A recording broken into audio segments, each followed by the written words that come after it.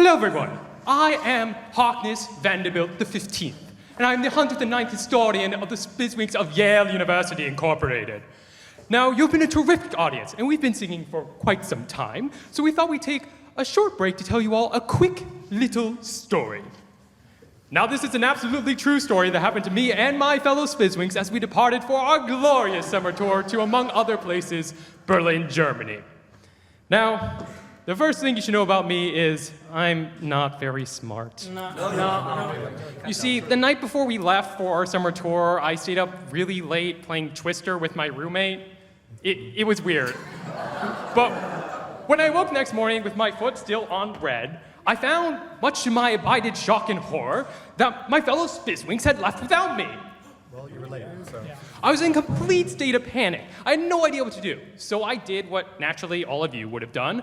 I ran to the nearest airport. It was a long way, but I ran. And I hopped on the first plane I found, thinking that naturally that plane would take me from New Haven, Connecticut, all the way to Berlin, Germany. Now, when I got off that plane, when I deplaned, I found I was not in the warm, welcoming, relatively safe streets of Berlin, Germany. No, I was on the mean, mean streets of Cambridge, Massachusetts. Now, as you may know, Cambridge is home to a small... Please! It's called Harvard. Might I remind you that Harvard is the finest correctional facility on the East Coast of the United States? Yes, that makes sense. And as I wandered those cobbled streets, trying not to run into any Harvard students, I noticed a small crowd beginning to gather.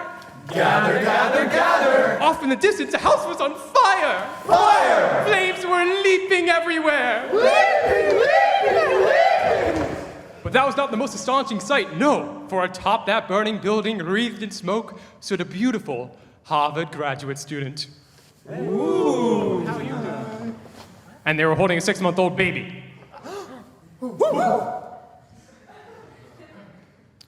And they were shouting, help me, somebody save me and my baby! Well, the crowd thought for a moment. And the cleverest one among them shouted, jump, it's your only chance! Jump, it's your only chance! Hands!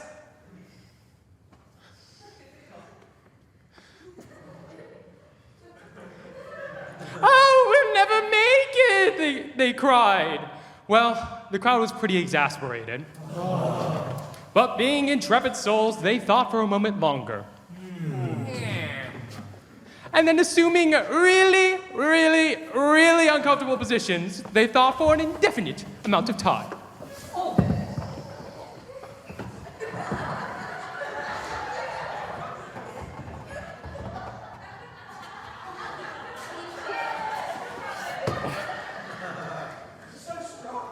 Finally, inspiration struck. Throw the baby, they shouted. At least we can save the baby. Throw the baby! At least we can save the baby! Oh, but who will catch him? It'll splatter on the ground like an egg or hefty bag of chicken broth. Seemingly, all hope was lost. But in that very grim time, there stepped forth from that crowd the indomitable, the amazing, the incomparable, the incontinent, Andover Exeter the Third.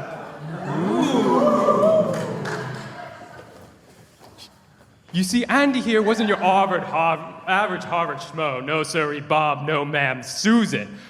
Andy here was the star wide receiver for the Harvard, a Crimson, a football team. And Andy wasn't going to drop that ball because Andy never drops a nothing. No. And so our hero warmed up with some few brief but invigorating stretching exercises.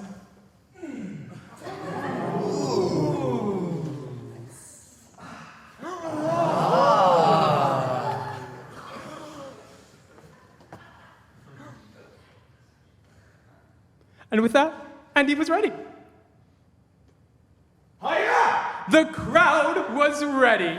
Hi-ya! Even that titsy tiny little baby atop that building breathed in smoke. That titsy tiny baby was ready.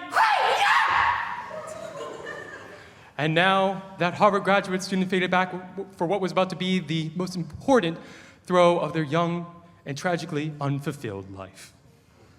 And they sent that baby. It was a perfect spiral. It went to the right. It went to the left. And defying all known laws of physics, it went to the right again. And with a leap, Andy caught the baby. Oh, when Andy was so excited that he spiked the baby.